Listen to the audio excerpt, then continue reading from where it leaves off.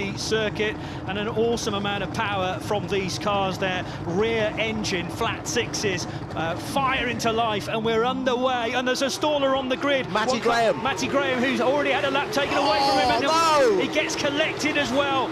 So that's a huge incident. Ryan Ratcliffe, the car involved. Did anybody else get tangled up in that as well? We're immediately red flag. There are many cars damaged. I think that might be Josh Stanton, quite possibly. Also off the road, the Napa car as well, to driver's right, which is Hugo Ellis.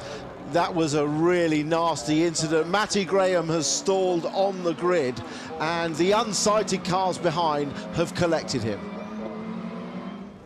And Matty Graham not getting away from third position. Those in front did, and actually the car immediately behind reacted well, but then bang, Hugo Ellis, and that spears Matty Graham into traffic to the left. Mark Ratcliffe was involved, Ryan Ratcliffe was involved, I think maybe a fifth car as well, and there are 4 very definitely badly damaged Porsches as a result of this, Tim.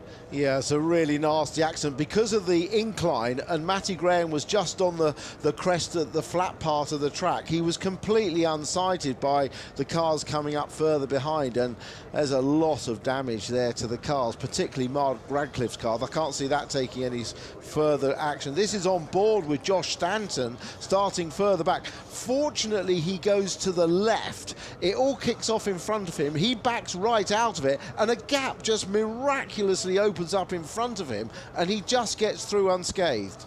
He actually had his hands crossed on the steering wheel there, not really knowing which direction to go, but the wall decided it for him. Matty Graham's ended up from the right-hand side of the grid, then wedged up against the concrete pit wall and couldn't immediately get out of the car. He got away initially, and then it stalled. And he tried to get it going again. This is not going to make nice viewing at all.